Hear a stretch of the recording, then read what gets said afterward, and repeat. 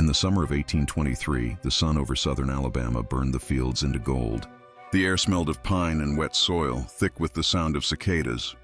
Beyond the cypress grove stood a grand plantation house. White columns, wide verandas, and windows that gleamed like the eyes of something watching. It belonged to Edmund Haverhill, a man whose fortune was built on cotton and whose reputation stretched farther than his acres. To the townspeople, he was a gentleman. To those who worked his land, he was a man of iron routine, always calculating, always polite. He was known for his hospitality, lavish dinners, imported wines, evenings filled with laughter that echoed past midnight. But in that year, his dinners began to draw whispers. They said guests left with heavy stomachs and hollow eyes, that the house had grown quiet between gatherings, and that Edmund, once the perfect host, had started dining alone. What happened inside those walls became the kind of story that people in Alabama's lowlands still avoid telling at night. Not because it was loud, but because it was too quiet. When the sheriff first stepped into Haverhill Plantation, weeks after the final banquet, he found everything in perfect order. The silverware shined, the tablecloths were clean, the decanter still half full with deep red wine. But the chairs stood uneven, as if some had been pulled away in haste. The air smelled faintly of almonds and something else, something sharp, chemical, that didn't belong. On the floor near the fireplace, a single porcelain cup had cracked in two, and in the ledger on Edmund's desk, there was a final entry written in elegant script. No one leaves hungry.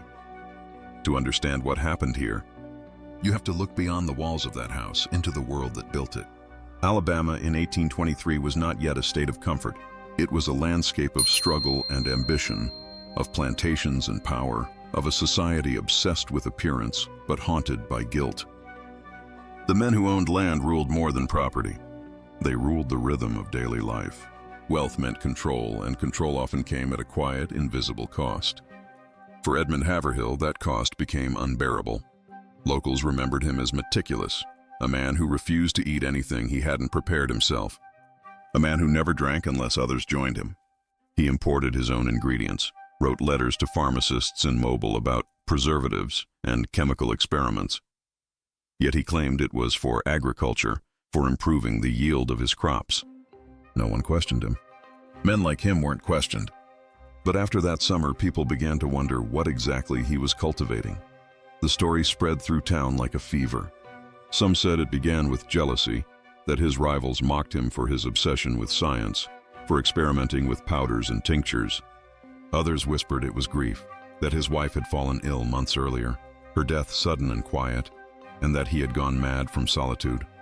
And then there were those who said nothing at all, because they had eaten at his table and lived to remember how kind he'd been when he poured their wine.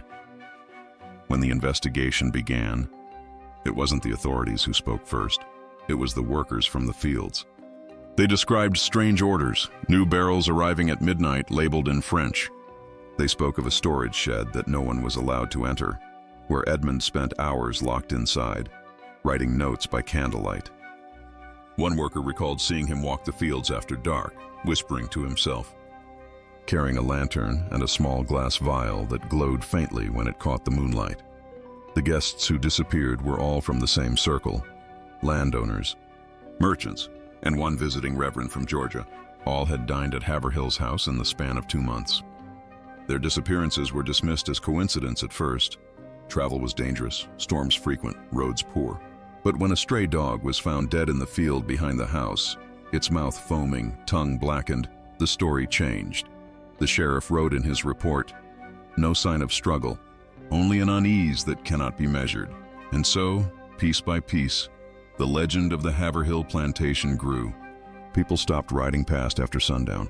The house became a silhouette against the horizon, its upper windows flickering as if someone still walked the halls with a candle. In the years that followed, new owners came and went, each one staying a little less than the last. They claimed to hear laughter at the dining room table, plates clinking in the night, and footsteps descending the grand staircase, slow, deliberate, as though a host was once again preparing to serve his guests. But no one ever found Edmund Haverhill's body. Only his dining chair, still at the head of the table, facing an empty room, and the wine, still red, still waiting. To understand the story of Edmund Haverhill and what happened within his grand plantation home in 1823, you must first understand the world that built him. Early 19th century Alabama was a land still young, raw, and feverish with ambition. The cotton boom had turned fields into gold mines and men into kings.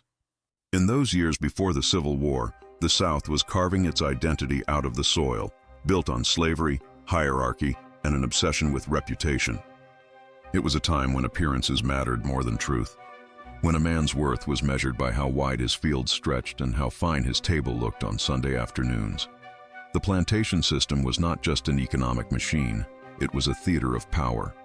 Each house, with its columns and polished wood floors, was designed to declare dominance, to convince the world that its master was not merely a man, but a ruler of a private kingdom.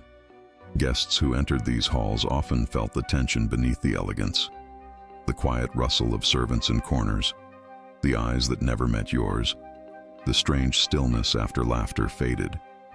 It was a social performance, played over and over, with everyone pretending not to see the cost of the wealth that surrounded them. Edmund Haverhill was born into this world. His father had come from Virginia, part of that first wave of settlers who sought fortune in Alabama's new territories. The land was fertile, untouched, and the government's expansion westward promised opportunity for men bold enough to take it. Edmund inherited the plantation at 25, after a fever swept through his family, leaving him the sole survivor. It was said he took over the land with a quiet determination, speaking little, working late into the night, building the estate into one of the most respected in the region.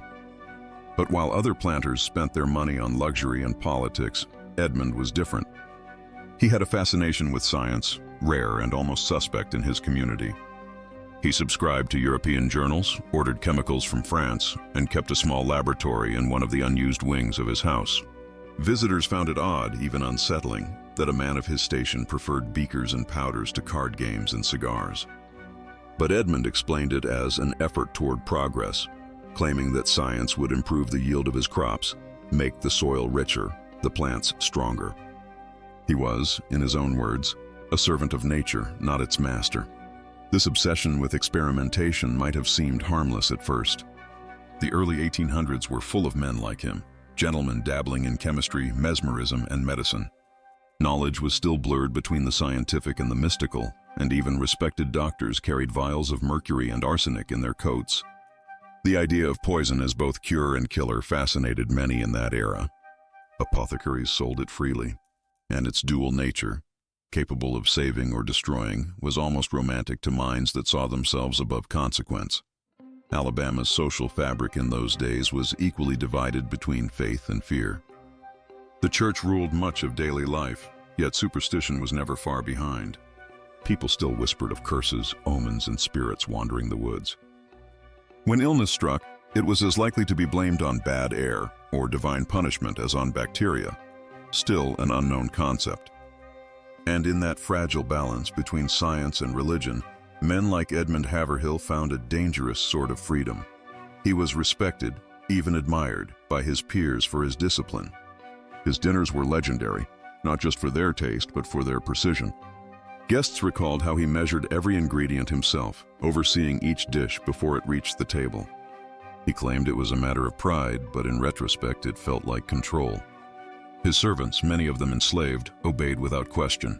To displease him, even slightly, was to risk everything. Life in the South was already a quiet nightmare for those who labored unseen. The fields stretched endlessly, filled with the cries of exhaustion that no one acknowledged. Behind every grand facade was a machine of suffering, built to sustain a handful of men who believed themselves untouchable. In such an environment, the moral decay of one man could fester unnoticed. When you are surrounded by silence, it becomes easy to believe that silence will protect you. As the years passed, Edmund's gatherings grew more selective. He invited fewer guests, choosing only those he called kindred spirits, men who, like him, believed in reason over superstition, science over scripture. They would talk for hours after dinner, debating the balance between progress and morality, between what man could do and what he should do. Witnesses later recalled that Edmund seemed to grow more animated during these conversations, his eyes lighting up whenever he spoke of human endurance, of how fragile the body was, how a small measure of substance could alter the course of life itself. Outside, Alabama continued to transform. Cotton brought wealth, but also rot. The soil began to thin, and so did patience. Tensions between classes deepened, and the old codes of honor began to crack. The poor envied the rich feared the poor, and everyone feared change. Within this growing instability, paranoia took root. The fear of disease, the fear of betrayal, the fear of one's own servants. They were all whispers that moved through the South like slow poison, and in Edmund's case, perhaps that whisper became literal. Records from county archives mention strange shipments arriving at his property. Boxes labeled with the French words arsenic and belladone. He claimed they were for pest control, but no one saw them used in the fields. Instead, the barrels remained in his locked laboratory, their contents a mystery. A doctor from Montgomery later stated that Edmund had written to him inquiring about the effects of certain preservatives on the human body, particularly how they altered the perception of time and temperature. The doctor dismissed it as eccentric curiosity. By 1823, the Haverhill plantation stood as a symbol of both success and isolation. The town admired Edmund, but from a distance. He had no close friends, and his wife's passing years earlier had left the house unnervingly empty. Servants claimed he began talking to her portrait at night, that he left a seat open for her at the dining table, and that sometimes he poured a glass of wine for her before serving anyone else. In a society where death was common and grief often silent, such behavior wasn't enough to alarm anyone. People simply called him lonely, even tragic. But there was something else beneath that loneliness, something colder, more deliberate. The South of 1823 was a land of contradictions, civility and cruelty intertwined, faith and decay walking hand in hand. It was a place where a man like Edmund Haverhill could appear respectable while hiding a growing fascination with death itself. A time when science was untested, accountability distant, and power unchecked. So when his guests began to fall ill after dining at his table, few dared to question it. Illness was common in those days. Contaminated food, fever, exhaustion, it could be anything. But those who survived began to notice a pattern. The bitter aftertaste of the wine, the faint almond scent in the air, and the quiet smile Edmund gave when they thanked him for the meal. It would take months, and several more deaths, before anyone realized that what he had been serving wasn't hospitality. It was a lesson, a twisted experiment in the fragility of life, and perhaps the only thing that truly fed him in the end. The first of Edmund Haverhill's dinners that summer seemed, at least to outsiders, like any other display of Southern civility. The house was immaculate, the silver polished to a mirror's gleam, and the faint smell of magnolia floated in through the open veranda. He had invited 3 guests that evening, 2 neighboring landowners and a merchant from Mobile. Each man had known Edmund for years, and each regarded him as a man of intellect and breeding. The dinner began at sunset, beneath the slow flicker of whale oil lamps, and ended just past midnight, when the air outside had grown heavy and still. By dawn, one of them was dead. They said Thomas Breyer had complained of dizziness first. He excused himself from the table, laughing weakly that perhaps he'd had too much of Edmund's fine wine. The others had thought little of it. It wasn't unusual in those humid nights for a man to feel lightheaded. But when the servant went to fetch him, he was found collapsed at the foot of the staircase, his eyes open and fixed on the ceiling, his lips tinted an unnatural blue. Edmund sent word to the local doctor himself. He spoke calmly, even helpfully, assisting in moving the body to a guest room. When asked if Breyer had been ill before the dinner, Edmund simply shook his head and said, "No, he was in perfect health." He even complimented the stew. The doctor concluded it was heart failure, perhaps heat stroke. A tragic but unremarkable end. Breyer was buried quietly the next day, his widow sending a short note of thanks for Edmund's kindness. Yet something in the doctor's notes suggested unease. He had written that the victim's breath had carried a faint sweetness, something he couldn't identify. He didn't report it officially. In 1823, a doctor's suspicion was not enough to challenge a man of Edmund Haverhill's standing. Weeks passed. Then another invitation was sent. This time, the guests were 5. It was late August, and the air was suffocating, the sky bruised with thunderclouds that never broke. Edmund's table gleamed under candlelight, a careful spread of imported cheeses, roasted game, and bottles of wine with no labels. He poured each glass himself, smiling faintly as he offered a toast to human curiosity and the endurance of friendship. One of the guests, a preacher named Reverend Maddox, later recounted that something in Edmund's tone unsettled him, that beneath the warmth of his words was a hollowness, as if the phrase carried another meaning entirely. During the meal, Edmund spoke of chemistry, of how nature concealed her most powerful elements in ordinary things. "The deadliest substances," he said, turning his glass slowly in his hand, "are often those that come from beauty. The seeds of fruit, the fragrance of flowers." He smiled at the Reverend, who nodded uneasily. That night, 2 men fell violently ill. One died before morning. The other lingered for days, vomiting and shaking, his vision failing until he could no longer recognize his own wife. The surviving guests insisted it was a coincidence, spoiled meat, perhaps bad wine. But by then, the town had started to murmur. Rumor moves faster than truth in places where silence is law. Servants whispered that Edmund had grown restless after the guests left, that he paced the halls, muttering about purity and truth through suffering. One swore he saw his master pour something thick and pale into the soil outside, where even weeks later no grass grew. Another claimed Edmund ordered them never to touch the barrels in his laboratory again. When asked why, he said simply, "Because knowledge demands sacrifice." It was during the third dinner that the illusion of normalcy finally broke. Edmund hosted a smaller gathering, only 3 men this time. The rain fell steadily outside, drumming on the roof as thunder rolled over the fields. A servant recalled how Edmund insisted the windows be kept closed, though the air inside was suffocating. He wanted, he said, to keep the world out. They began with soup, rich and fragrant. Then came roasted duck, glazed in something dark. Finally, dessert, almond custard. The guests praised the meal, the flavor, the perfection of it all. Edmund sat at the head of the table, smiling faintly but never eating. Halfway through dessert, one of the men, a Mr. Caro, froze. He stared down at his spoon, trembling, then dropped it. The custard spilled across the linen like blood. His mouth opened, but no sound came out. His chair toppled backward as his body seized violently. The others jumped to their feet, shouting for help, but Edmund didn't move. He only watched. The servant who witnessed it said his face was calm, detached, as though he were observing a laboratory experiment, not a man dying on his dining room floor. When it was over, he finally stood. "He's free now," he said quietly, and turned away. That was the night the servants began to leave. One by one, under cover of darkness, they slipped away from the property. By morning, only 2 remained, the cook and a young boy too frightened to run. They claimed the house had changed. The walls seemed to echo with voices. The air tasted metallic, and even the dogs refused to come near the veranda.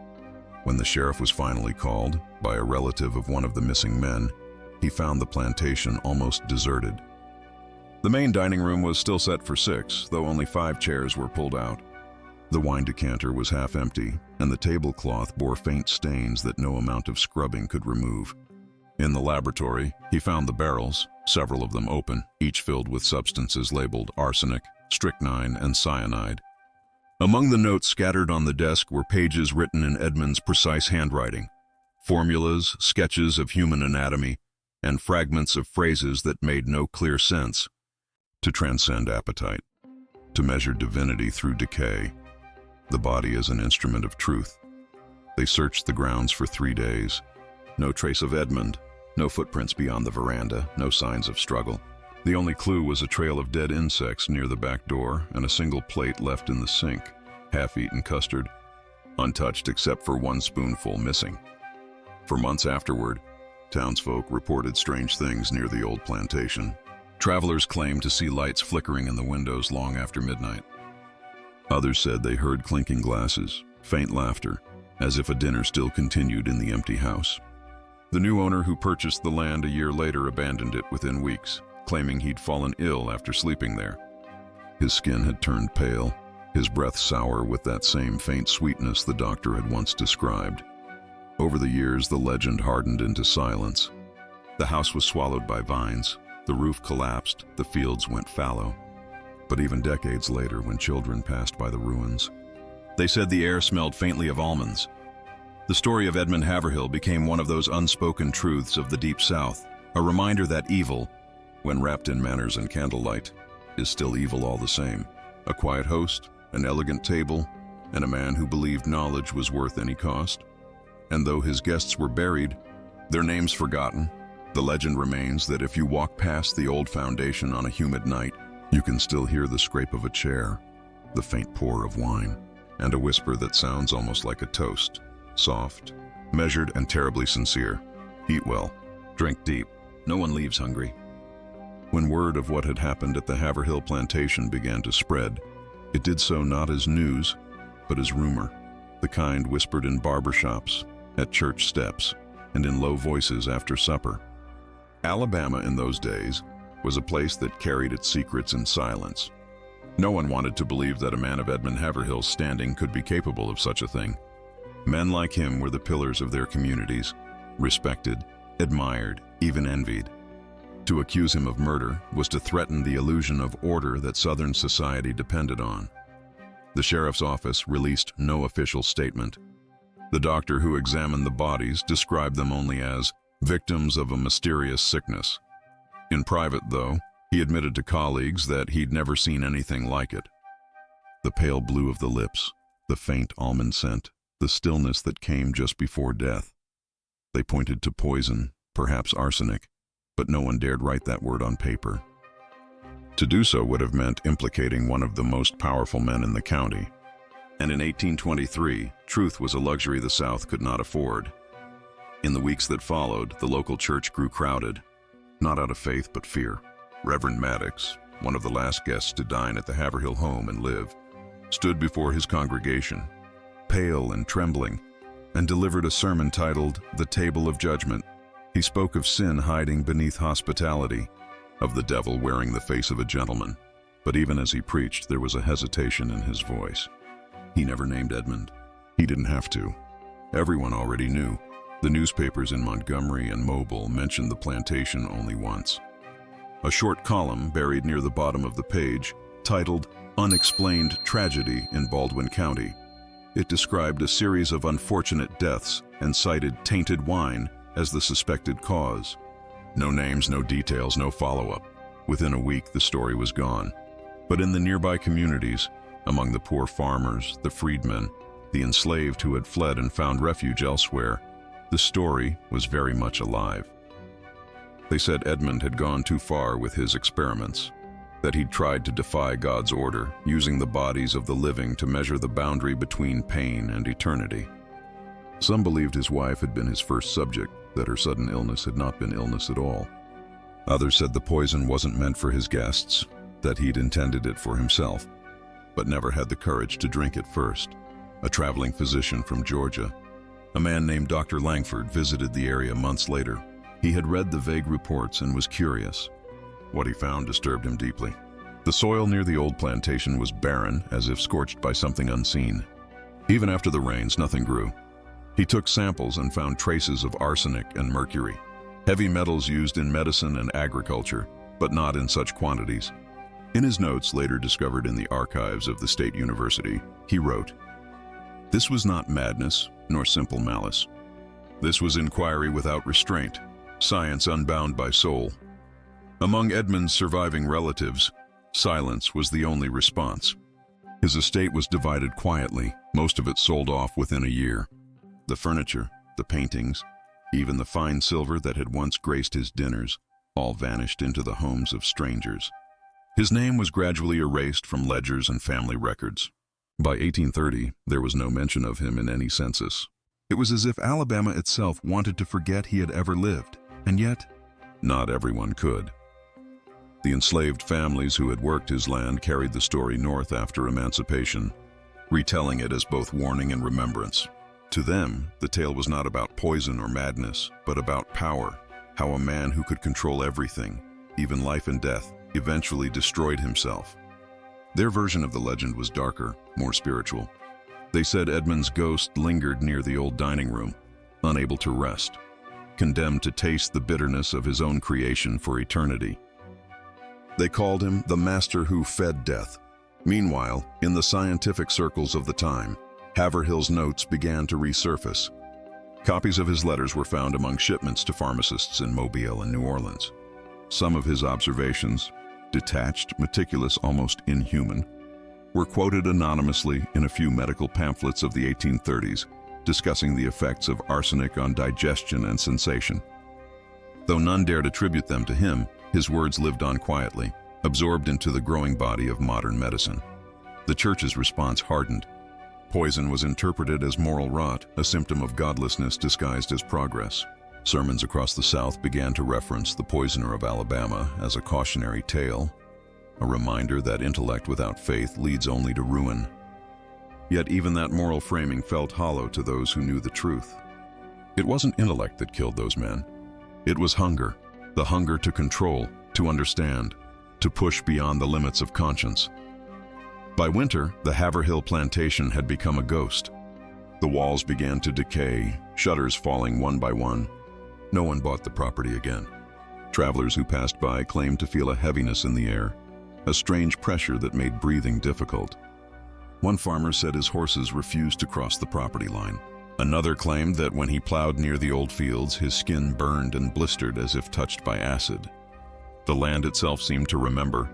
Decades later, in 1867, a journalist revisited the ruins and found a single rusted spoon buried near the foundation.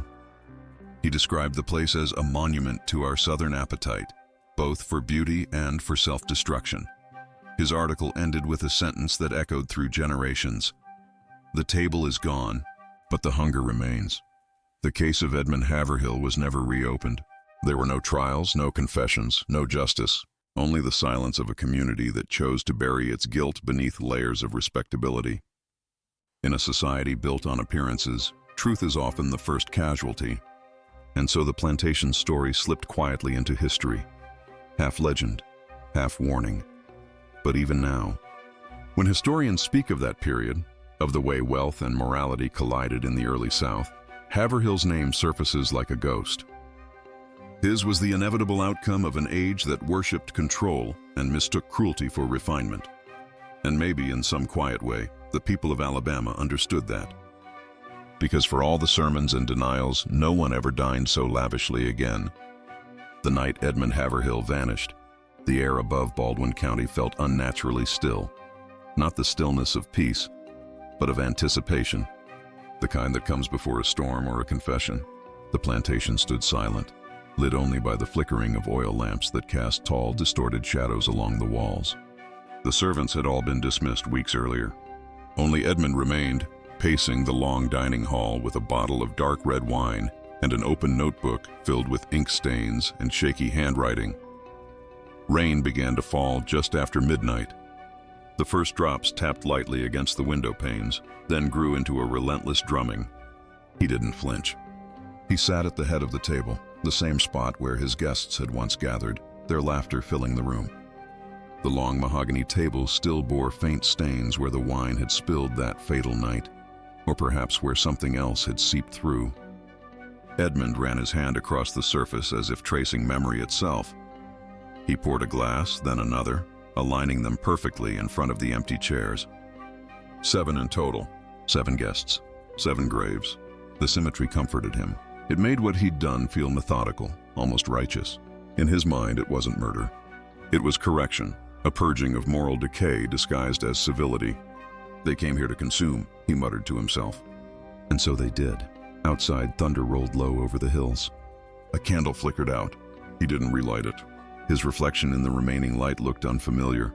Eyes sunken, face gaunt, hands trembling, not from age, but from some fever of the soul. The pages before him were filled with calculations, each entry colder than the last. Dosage, reaction, duration.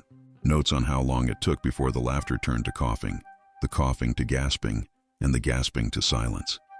He'd written it all down. For science, he told himself. For understanding. But there was no audience left to read it. A knock echoed from the front door. 3 short raps, deliberate, patient. Edmund froze. No one had visited the plantation in months. He waited, heart pounding, then slowly rose and crossed the room. The door creaked as it opened, revealing no one. Only the storm. The rain lashed at his face, cold and bitter. Yet just beyond the porch, he thought he saw movement. Figures standing among the trees, unmoving, half visible through the downpour. He blinked, and they were gone. He shut the door, bolting it tight. The house groaned under the weight of the wind. A moment later, he heard it again, not from the door this time, but from the walls. The faint echo of footsteps in the corridor above him, measured slow and heavy, like boots soaked in water. His first instinct was to dismiss it, the sound of an old house under strain. But then came the smell, faint, metallic, and sweet, the same scent that had haunted his dreams. Almond.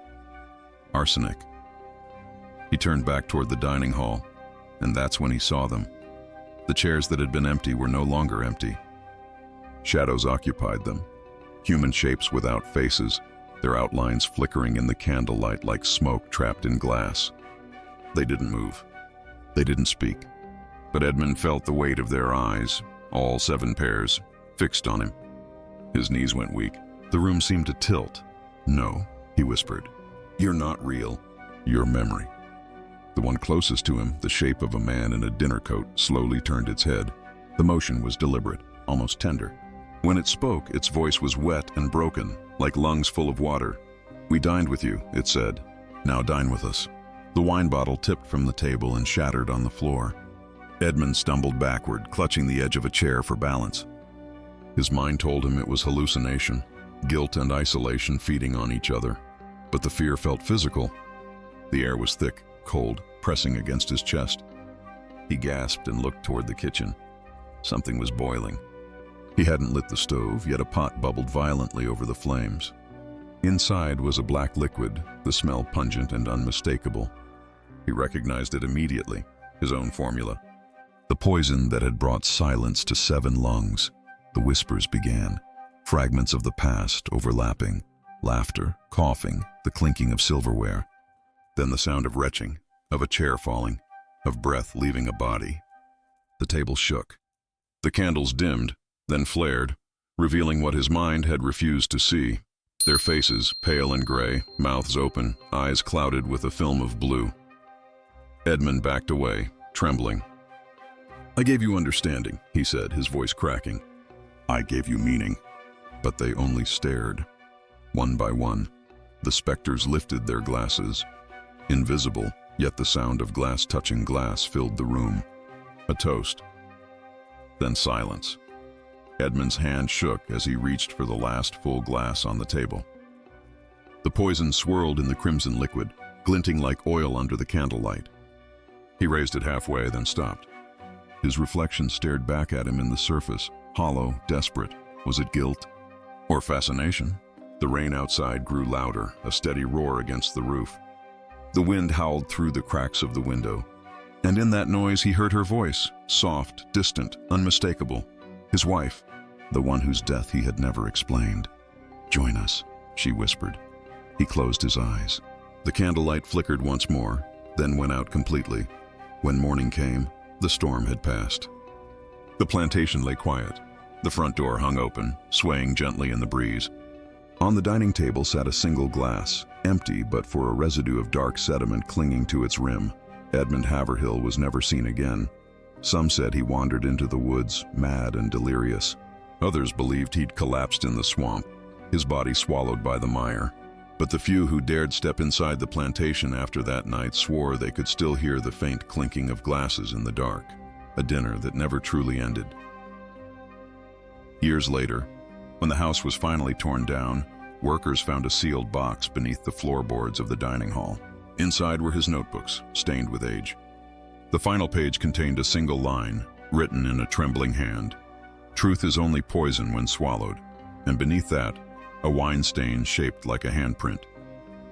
For years, the story of Edmund Haverhill lingered like a rumor the earth itself refused to bury.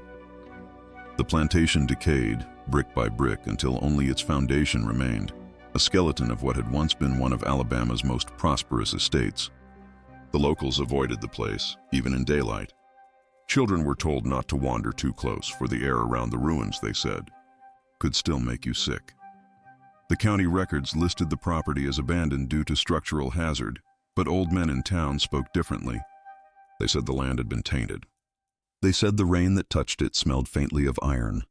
Those who camped nearby claimed they heard voices carried by the wind. laughter fading into coughing, the clinking of glass, and sometimes a single word whispered low enough that you couldn't be sure if you heard it or imagined it. Cheers. But beyond folklore and ghost tales, historians who studied the case began uncovering something more grounded and perhaps more disturbing. Edmund Haverhill had been part of a small, intellectual circle, men of science and medicine, who met in secret across the South during the early 1800s. They believed that human morality could be measured through physiology. To them, sin wasn't spiritual. It was biological. And like disease, it could be cured or removed. Letters discovered decades later hinted that Edmund had been experimenting with compounds of mercury, arsenic, and belladonna, searching for what he called a solvent for deceit. His writings revealed not madness in the theatrical sense, but obsession in the academic one. He was not trying to kill his guests. He was trying to reveal them, to watch the truth as he saw it, peel away the mask of civility. He believed poison was a means of purification, a way to see the human spirit stripped bare. It's easy now to dismiss it as delusion. But in 1823, the line between science and superstition was faint. Medicine was in its infancy. Doctors bled patients to release humors, and poison, paradoxically, was sometimes prescribed in small doses to purge the body. To a man like Edmund, steeped in wealth, isolation, and the arrogance of reason, morality was another experiment, one he could conduct on anyone who sat at his table. The plantation's fall came to symbolize more than just the story of one man. In the years that followed, the South would be consumed by its own poisons: greed, pride, cruelty disguised as honor. Historians who wrote about Haverhill often used his name as a metaphor: the man who poisoned guests and dined with his own ghosts. He became a warning that the pursuit of knowledge without empathy turns every mind into a trap, every meal into a test. In 1894, when the property was surveyed again, a state archaeologist recorded that the soil near the foundation contained traces of arsenic high enough to kill livestock.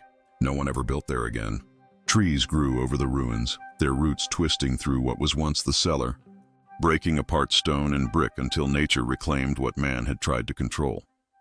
By the 20th century, all that remained was a local legend: the Dinner of Seven. Tourists occasionally drove down the dirt road looking for the place, expecting a spectacle. They found nothing, just wind, silence, and the faint impression of a foundation beneath the grass. Yet even now, if you stand there after dark, the silence feels heavier than it should. The air carries that same metallic scent. One historian from Mobile wrote that in certain lights you can see the outline of the dining room through the fog. He described it not as haunting, but as a kind of memory burned into the land itself, a place still replaying its last act, century after century, unseen but never gone. And there's one last detail, rarely told.